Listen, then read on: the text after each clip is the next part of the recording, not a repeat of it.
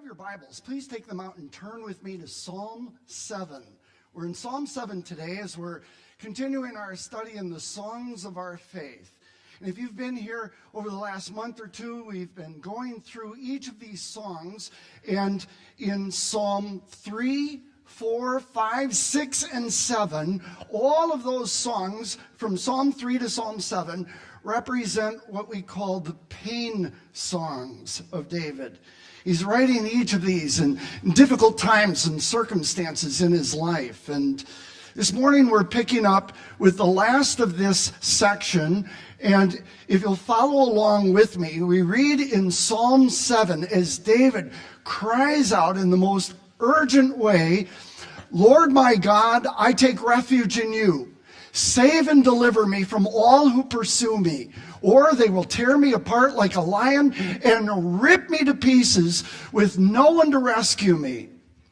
Lord my God, if I have done this and there is guilt on my hands, if I have repaid my ally with evil or without cause, have robbed my foe, then let my enemy pursue and overtake me. Let him trample my life into the ground and make me sleep in the dust.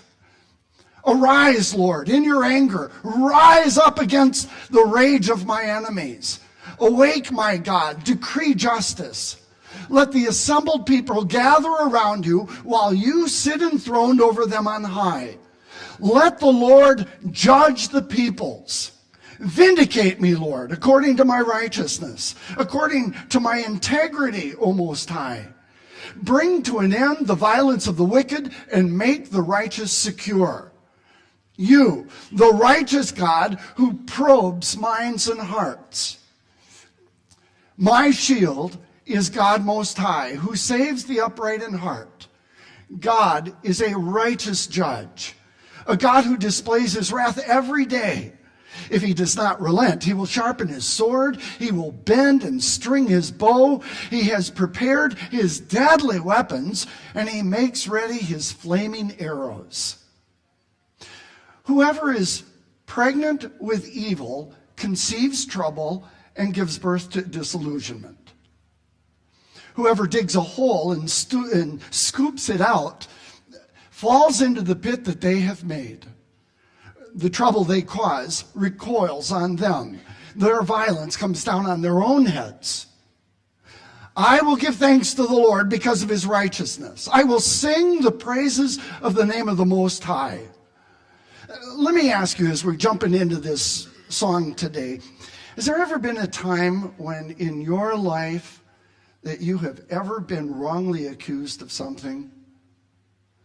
That someone has slandered your name and your reputation, and they have almost ruined your life, destroyed it because of the things that they've said you've done? This story that we're looking at is unique from any of the other previous pain songs.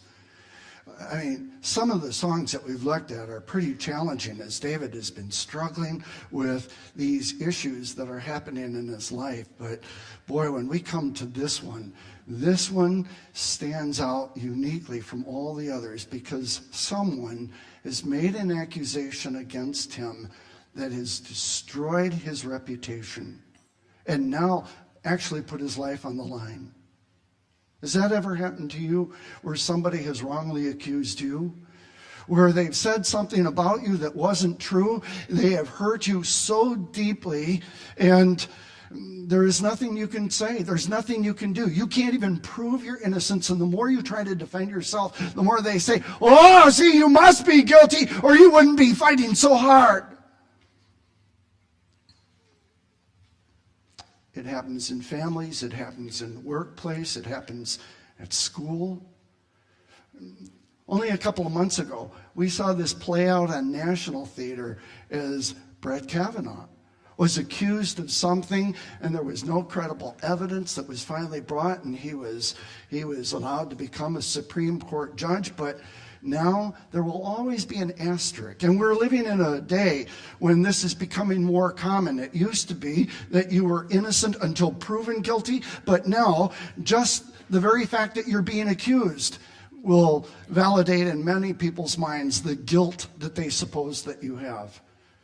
And when somebody makes an accusation against you, no matter what you say, no matter how hard you try, the very fact that your name has been mentioned with that kind of event, an integrity issue, a moral issue, an ethical issue, David is in one of those moments. Again, we've seen David in painful moments, like in Psalm 3, when his own son Absalom was taking the throne away from David. He was in charge of the palace. He was now in control of Jerusalem. Even the army was chasing David. And David, in this desperate moment, cried out, "Lord, how many are my foes? How many rise up against me? Many are saying to me, God will not deliver him." Or in this low moment in Psalm 6, as David cries out, "Have mercy on me, Lord, for I am faint. Heal me, Lord, for my bones are in agony. My soul is in deep anguish. How long, Lord? How long?" And as painful as those experiences were, I can't even imagine what it would be like for one of my sons to rebel against me, to take and steal everything that I have.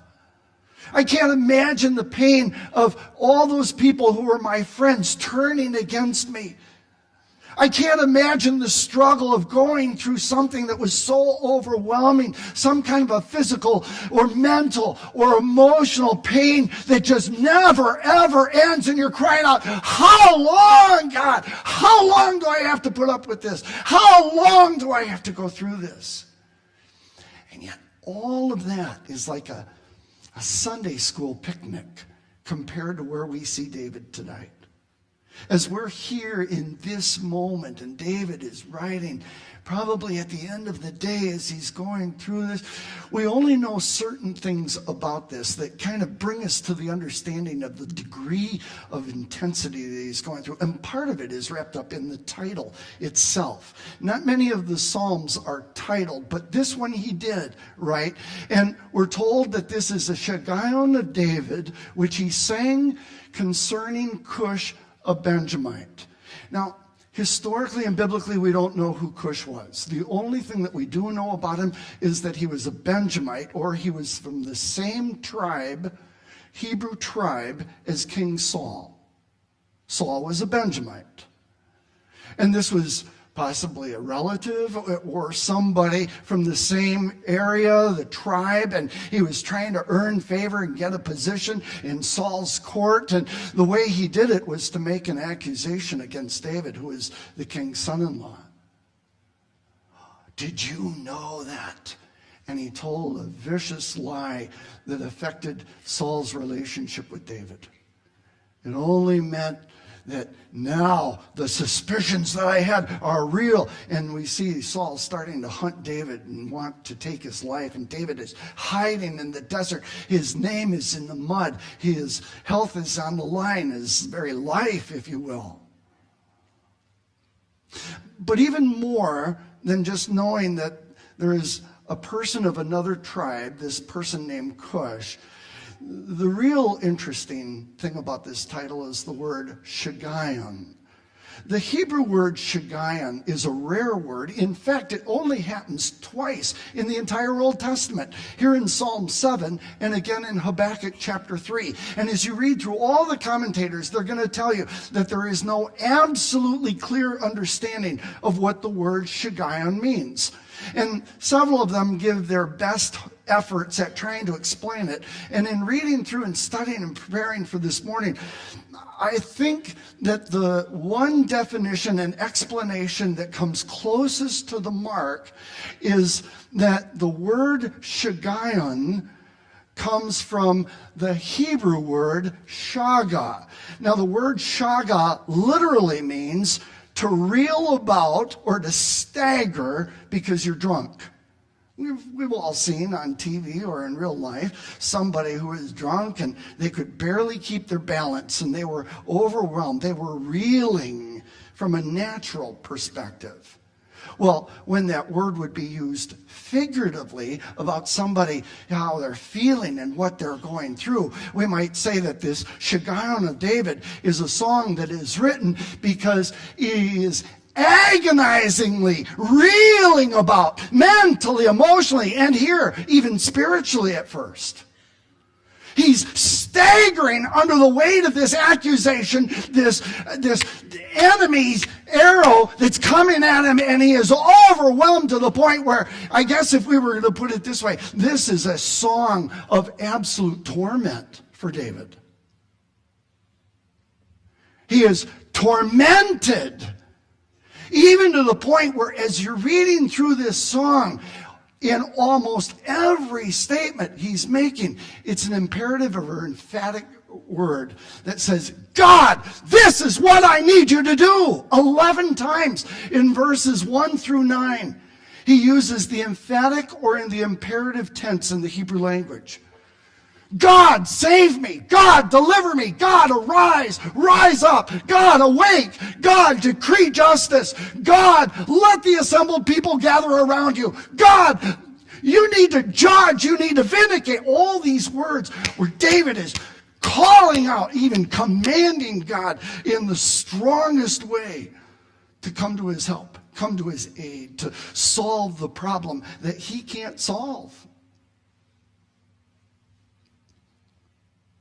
And because David is writing in the strongest emotional terms, you find that there are 4 sections to this song. It's divided up into 4 separate sections, and each one of them represent part of the imperative, emphatic sense or tense of this song of torment. Verses 1 and 2, he's crying out in the strongest terms, save me, God. In verses 3 through 5, search me, examine my life, see what's real and true. In verses 6 through 9, he says, God, I need you to support me. I need you to resolve this situation. And in verses 10 through 17, God, I need you to shield me when these arrows are coming at me, when my enemy wants to destroy me. So let's start with the first section.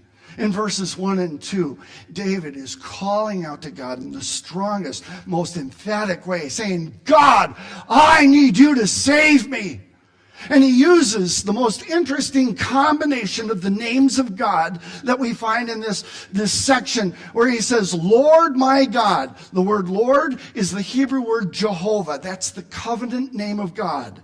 It represents his loving relationship with people. And then he says, my God. The word God here is the word Elohim, the strong, powerful name. That's the name that was used in Genesis when God created everything with a single word. And he says, Lord my God, Jehovah my Elohim, my loving covenant God who is all powerful. I am taking refuge in you. I need you to save me. I need you to deliver me from everyone who's pursuing me. And if you don't do it, they're going to tear me apart like a lion. Have you ever watched one of those nature films where a lion is attacking its prey and mauling it to death? He says, that's what's going to happen. They're going to rip me to pieces, and there won't be anyone to rescue me. And he is calling out in the strongest way to God to come and help and save and deliver him as he is being attacked by these enemies. It is a desperate moment in his life. Have you ever been in one of those desperate moments when there was absolutely nothing you can do? And if your enemy had their way, they would destroy you. And you cry out in prayer. I love what Tim Keller wrote when he said, prayer is never just an emergency flare that we send up. Oh God, here I'm in trouble. Or a desperate, anxious gamble. Well, I've tried everything else and I can't change it, so I might as well see what God can do to solve this. Prayer was never intended to be an emergency flare or a desperate, anxious gamble. Rather, prayer is a sense of absolute dependency upon the Jehovah loving God who cares about his children. And God's answer, God's attention, is not based on our performance, but our relationship with him, on parental love. See, in those moments when you feel so helpless, in those moments when you are being attacked and would potentially be destroyed, in those moments when you are overwhelmed with pain, God, that covenant-making, covenant-loving God who cares about you, says, I want you to come to me. Don't try to solve this on your own. Don't try to be the fixer. I want you to turn to me because I love you. I care about you. David understood this about God, this covenant love. We saw it in chapter 6, in Psalm 6, when he said, turn, Lord, deliver me, save me, because of your unfailing love. That same God who loved David with unfailing love loves every one of us who belong to him and are his children. And whatever we're going through is important to him. He cares. He cares. David, in this moment of absolute desperation, emptiness, hope, being overwhelmed, turned to his Yahweh, Jehovah, loving God, and said, God, I'm looking to you for help. I need you to resolve this. I thought it was so interesting as I was studying this in this passage. I came across a statement that was made by a great commentator named Arno Gaebelein, who said that the godly, referring to all of us, the godly in times of trouble always flee to him who gives shelter and has the power to deliver. When we have nowhere else to turn, we always ultimately turn to God, who is the one who is able to do that. And I thought that is such a cool and powerful statement. But just between us, and without any disrespect to Arno Gaebelein, can we be honest enough here? Do the godly always, is our first reaction always to turn to God who can deliver us?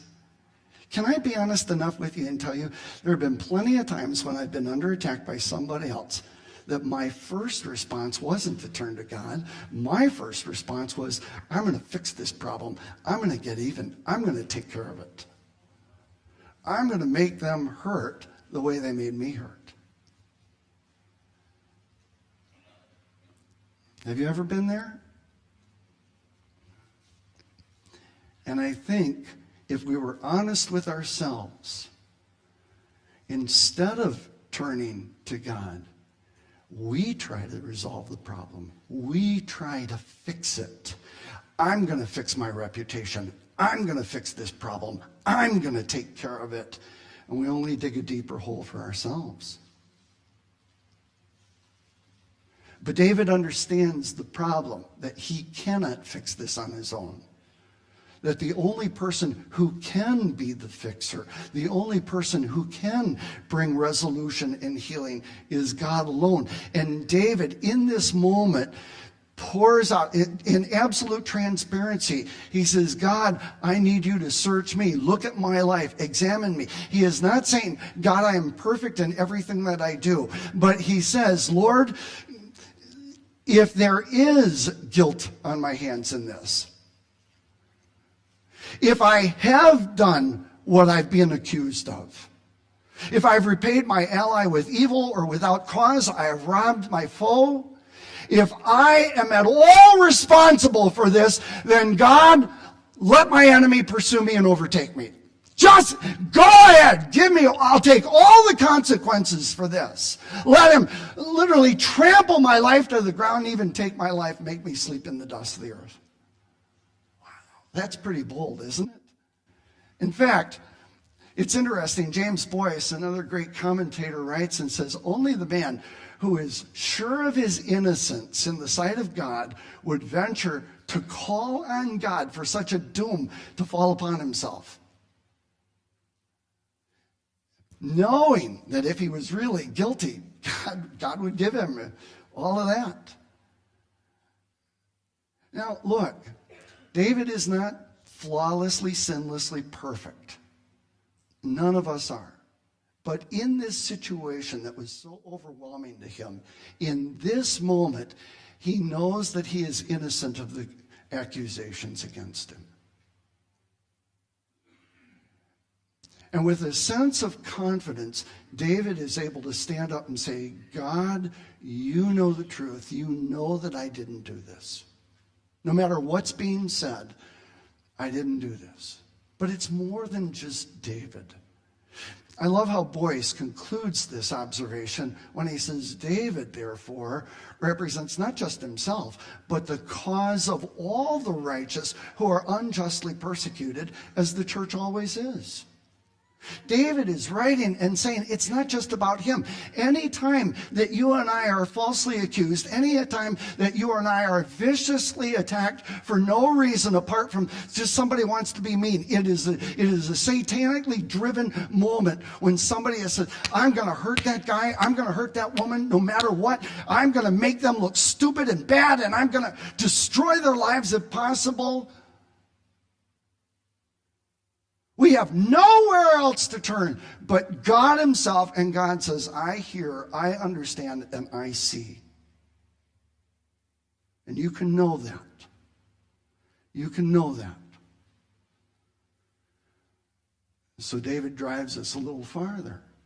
In the third section, in verses 6 through 9, he says, okay, God, I need you to move into action for me. I need you to fix this or solve the problem or support me, if you will. And he does it in the most interesting way. When in verse 6, he says, arise, Lord. Now, he's not saying that God sleeps, but it's an interesting way where he's calling God into action now. Arise, Lord, in your anger. Rise up against the rage of my enemies. Awake, my God, to decree justice. And what David is doing is calling God into battle. In fact, David is actually quoting a term that's been used for over 1,000 years. You remember the stories of when the Israelites had left Egypt and now they're wandering through the wilderness for 40 years, and there are enemies that come against them and want to attack them. And so God says, all right, here's what you're going to do. You're going to get the army together, but the priests are going to lead you into battle, and they're going to be carrying the ark. And every time the Israelites faced a national enemy, we read in Numbers chapter 10, verse 35, whenever the ark set out, as soon as the priests started moving and the armies were behind them, Moses shouted out, arise, O Lord, let your enemies be scattered, let your foes flee before you. And now, 1,500 years later, that same call on God to go into battle for us is being quoted by David. Arise, Lord, in your anger. Rise up. Put your armor on. Get your spear. Get your sword. Get your shield. Let's go deal with this. You have to do this because I can't. It's a call to battle. It's a call for the Lord, the Yahweh Elohim, the loving God who is almighty, all strong, to go in, and God's going to have to fight this battle because I can't do it. I can't do it. And the more I try, the worse the situation gets. And now, with all of these imperative commands to God, he says, God, let the assembled people gather around you. You are going to prove yourself to everyone while you're sitting on the throne over them. God, you are the one who is going to judge them. You are the one who's going to vindicate me. You're going to do this according to my righteousness, according to my integrity. O Most High, bring an end to the violence of the wicked. These people who are living as my enemies, who want to hurt me and destroy me. God, you are the one. And again, it's not just for what he's going through. He is saying, God, this is what the righteous depend on you for. You are the one who is able to make not just me, but anyone who is righteous, anyone who is a God follower, anyone who trusts in you. You're the one who has to fight our battles. You're the one who has to defend us. You're the one who has to make us secure. You are the righteous judge, and you know the truth. Look, when we make decisions, this is just part of the human condition. When you and I make decisions, we make our decisions our judgments based on what we see or hear, and we have to try to figure out where the truth is. Sometimes we get it, and the truth is sometimes we don't. But God is not like us. God has never made decisions and judgments based on natural observation. God is omniscient. God knows everything. God knows what we think. God knows what we do. God even knows the motivations behind it. He is the God who probes minds and hearts. And when God makes a decision, when God makes a judgment, it's always the right decision.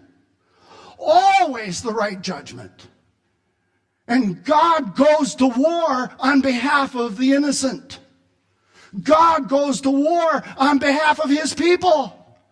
And God says, I know there's nobody who's going to fool me. There's no one who's going to trick me. I know the truth. And that's how I'm going to judge. That's how I'm going to deal with this. Wow. And David comes to this place where he's saying, okay, God, you are the righteous judge. You're the only one who can solve this problem. You're the only one who can discern everything that needs to be dealt with.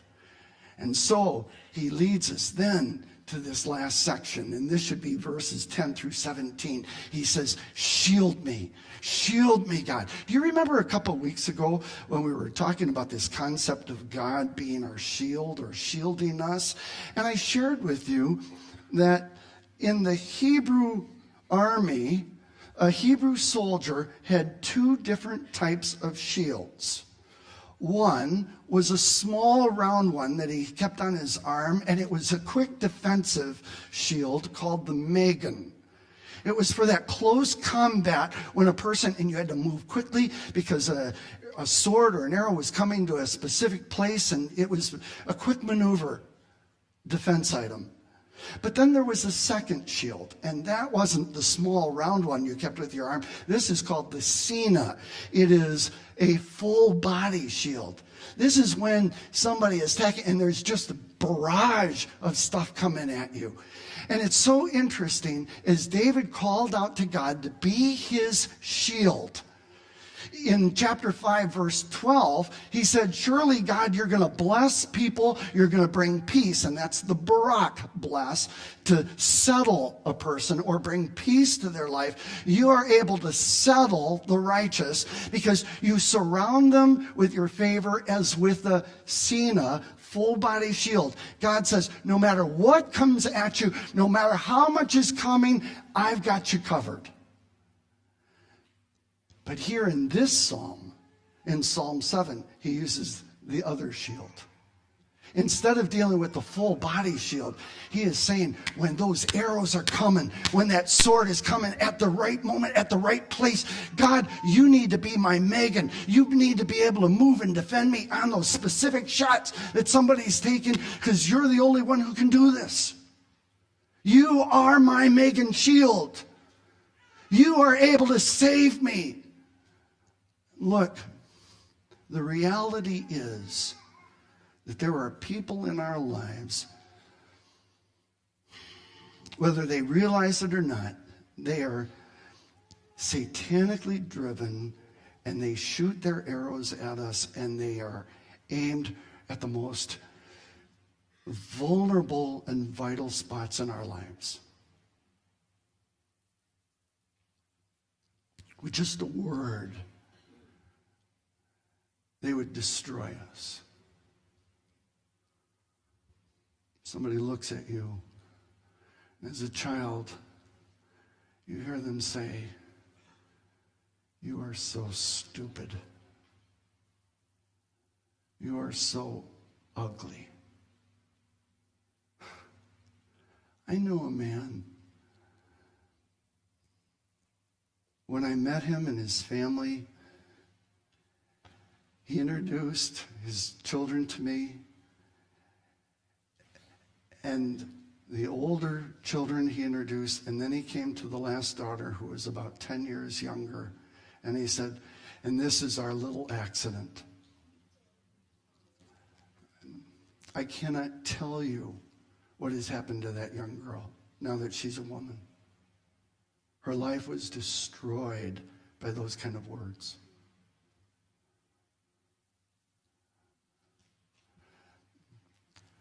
Somebody else sends another arrow, a sword, to hit a vital spot, and they make an accusation that would destroy our reputation. And there is nothing that we can do to stop it. And only God is the one who can be that Megan shield, who moves right as the arrow comes, as the sword would pierce our souls. God says, I can do that. I can be that for you if you'll let me. Oh God, God Most High, Almighty, all-powerful Elohim, you're the only one who can save the upright. You're the only one who solves this situation. You, Elohim, are the righteous judge. You, Elohim, are the God who can display his wrath and go into battle, sharpening your sword, bending and stringing your bow, preparing the weapons that will come back. And he says, our God who loves you, our God who is able to defend you, our God who is able to cover you, is able to take all of that hurt and pain and violence that's thrown towards you and bring it back on the head of the enemy. And he communicates this way that God moves and works in these situations in the most unusual poetic language.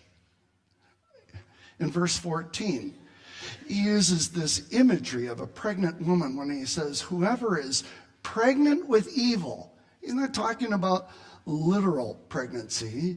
He's using a word picture here that's so vivid. He says, whoever is pregnant with evil conceives trouble and gives birth to disillusionment. Now, do you remember several weeks ago when I was talking about Hebrew poetry? It's all based on the concept of parallelism, where there is a statement and then a restatement. And the restatement will either be the same, or it'll be contrasting, or the third type of parallelism is it's going to be enhanced. It's like a stair step. It's going to be completed. Now, here in this passage, David uses the enhanced parallelism to give us an understanding how God works and deals with the wicked, those enemies, those violent people who would love to destroy our lives. First, he says that if you're pregnant with evil, you're going to give birth to disillusionment. But in the second statement, it's enhanced. He gives us a little stronger picture when he says, whoever digs a hole and scoops it out is going to ultimately fall into the very pit that they made. But he doesn't stop there. He pushes us to the climactic moment of this when he says in verse 16, all the troubles that person who is evil and violent tries to bring on us, all of that trouble is going to recoil on them, and their violence is going to ultimately come down on their own heads. And we have an amazing picture of that concept of the trouble that you try to cause ultimately coming down on your own head in the book of Esther. In Esther chapter 5, you have this crazy story of a guy named Haman, who is a Persian. He works in the court of King Xerxes. And Haman hates the Jews. He despises the Jews, and there is no Jew that he hates and despises more than a guy named Mordecai. Mordecai is his mortal enemy. He hates and wants to get rid of any way he can. And he is so frustrated that he can't figure a way to get rid of Mordecai. One day, Haman is sitting at the table in the kitchen, and he's kind of moaning to his wife about Mordecai and how much he hates him. And believe it or not, it's his wife who comes up with the plot. his wife is the one who says, hey, I got an idea. Why don't you build a gallows, a hangman's post, and build it 75 feet tall so that you can hang Mordecai on it and everybody in town is going to see it. Now, it's so interesting because you're only a few minutes away from Haman needing to go to an official lunch at the palace. And he's so upset about this. And his wife says, here's the plan. Build a gallows 75 feet tall. Hang Mordecai. Now, there's the plan. Go enjoy lunch. I'm thinking, man, would you want to be married to a woman like that? If I had done anything to upset my wife, I would sleep with one eye open. And if there was one day when all of a sudden I looked out in the backyard and she's starting to put up a tall pole, I'm really going to get worried, all right? But Haman goes, hey, that's a great idea. And right away he orders to have a pole put up 75 feet tall. Well, as the story unfolds in chapter 6, he goes and he finds out that the queen, Esther, is related to Mordecai, and all of a sudden Esther exposes this whole plot about Haman hating the Jews and all this other stuff to the king. The king gets angry, storms out. He comes back in. Haman is desperate. He's absolutely desperate for his life. He thinks if he could plead to Esther, and so he comes over, tries to plead just as the king is walking back in. The king sees Haman going towards his wife. He says, oh, you're going to attack my wife too? And then he says, that's it. He turns to the servant and says, what should I do to deal with Haman? And the servant says, well, Haman just had a 75-foot pole put up in his backyard to hang Mordecai. Why don't you hang him? And the king says, great idea. And in chapter 7, that's exactly what happens. They hanged Haman on the very gallows that he had prepared. And not just Haman, they hung his 10 sons also. And this person who is pregnant with evil didn't just give birth to disillusionment. It all recoiled on his own head. God says, that's the way I'm going to deal with your enemies. Those people who viciously attack you, who want to destroy you, who leave you in this state of absolute turmoil when you are reeling to try to find footing. God says, I can deal with this. I can deal with this. Now, got to be honest with you and say there's something in me that says, oh yeah, that's good, because God's really going to get them. And I'm waiting. I'm waiting to watch this happen. Come on. Have you ever been in that spot? God, all right, I'm going to depend on you to defend me. I'm going to depend on you to come and deal with that person. I just want to watch it happen. All right? But what happens if we don't live to see that judgment? The bigger question is, do I really need to see it? Because how I answer these two questions really speaks to the heart of who I am. It addresses my motivations in life. As you're reading through this song, David comes all the way to this point of trusting that God is going to deal with the situation. But it's so interesting. Peter Craigie is a commentator who writes and says, we don't know from the psalm whether the falsely accused, David, was finally vindicated, that he got to see it, or his name was actually cured. What we do know, and the only thing we really know, is that he came into such a knowledge of God that he could accept his lot. And then he answers this question for all of us when he says, you know, folks,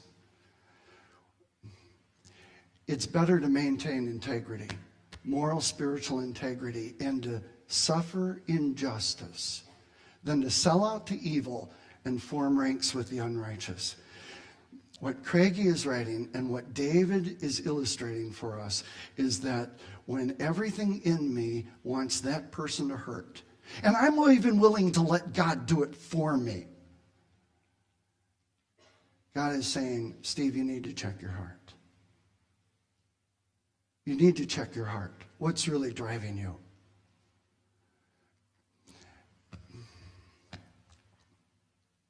And I have to ask myself this probing question. Is what I'm feeling and what I'm wanting and what I'm driven by, am I more concerned about my personal revenge or God's righteous name? What drives me in this? If it's just about my revenge, I just want to see that person. I want to see God get even with that guy. I want to see him hurt more. Or am I really concerned, as David came to understand, that this is all about God's righteous name? And God's righteousness is a lot more important than my revenge. And when God brings me to this point, then he forces me to the second question of motivation. And when I'm looking at that person who has hurt me, when that person has tried to destroy my life, my name, my reputation, and everything that I have, and I want God to move. I want God to deal with this. And I am looking at that person, then God says, Steve, is the real issue involved that person's judgment or their salvation? What is more important to you?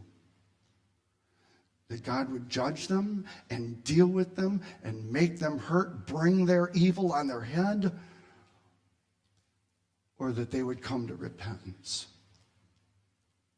See, I have to admit to you, there have been times in my life when people have made me hurt that I am driven more about wanting them to hurt and them to be judged. And then God reminds me, Steve, what if I had dealt with you the way your sins deserve?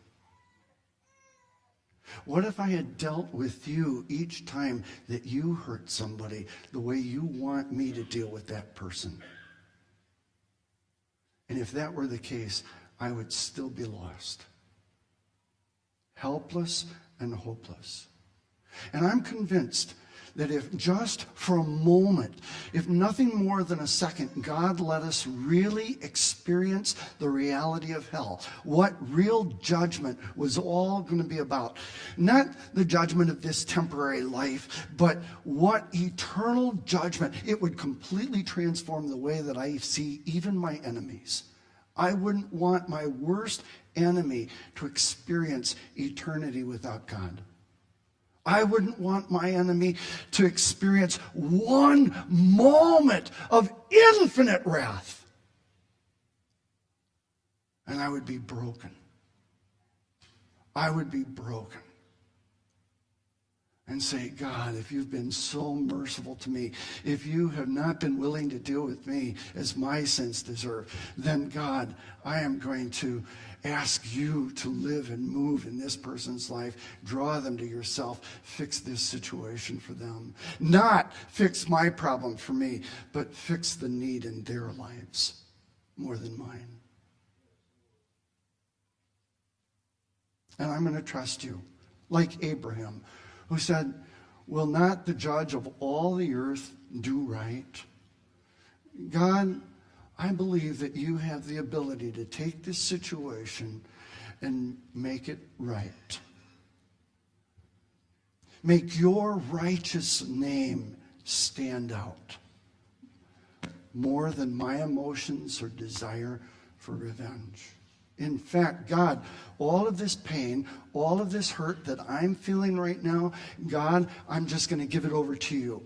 Right now, it's been consuming me. And there are people in this room right now. I know there are people in this room right now who have been living with this kind of pain for years. It was something that a parent said to you. It was something a parent did to you. It is something that happened between you and a sister or a brother, a teacher at school, someone at work. And you have been dealing with this hurt and this pain for years, and it's never healed up. In fact, if anything, it's eating you alive still. And God says, I want you to give this over to me. I want you to release this thing to me. I am the judge of the earth. I will take care of this situation. See, Peter reminds us of the importance of releasing these things to God. When we read in 1 Peter 2, God is pleased when you do what you know is right and patiently endure unfair or unjust treatment. If you suffer for doing good and endure it patiently, God is pleased with you. For God called you to do good, even if it means suffering, just as Christ suffered for you. Jesus is our example. Jesus is the one who shows us how to deal with these people who are vicious in our lives, who live as enemies, who want to bring hurt and pain and struggle into our lives. Jesus never sinned. Jesus never deceived anyone. Jesus did not retaliate when he was insulted. He never threatened revenge when he suffered. Instead, he released these things. He just handed them over to the hands of God, who always judges fairly. And this morning, you will never get to the last point in this healing process that David ultimately found until you release it. Until you give this man, this woman, this person in your life over to God for all of the pain, all the struggle, all the hurt that they've caused you. God, I can't deal with this. I can't solve it. This person isn't even here now, and it's still eating me alive. God, I'm going to give this over to you because I believe that you can eternally and ultimately deal with it in a righteous way. And when you and I come to that point where we can finally release this pain, this person to God, then God brings us to the place where we can celebrate. We can be at peace. We can be blessed. And that's where David finally comes in this song, to this full circle point of blessing and sensing God's presence and power and joy in our life. And he says, when I've given this situation over to God, when I've given this person over to God, now I can give thanks. I can live and move in his joy and power because of his righteousness. And I can celebrate it. I can sing the praises of the name of the Lord Most High. If you have not released that person or that pain yet, you will never get to the point of being able to praise. But once you do, God says, I can help you. I can take you. I can bring you to this point in which you're spiritually and soulfully able to live and move in the joy and the power of the Lord. And so I'm going to ask you to bow your heads. And I want to speak personally to you for a moment. I know this doesn't apply to everyone in this room. We've all been hurt at times, but I want to talk to you.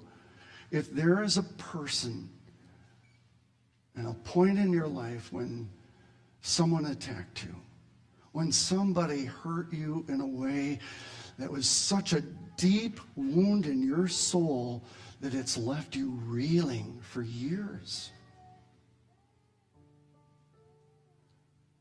And God's saying, put your weapons down. Stop fighting this. Give it to me. Let me start healing your soul so that you can feel whole again.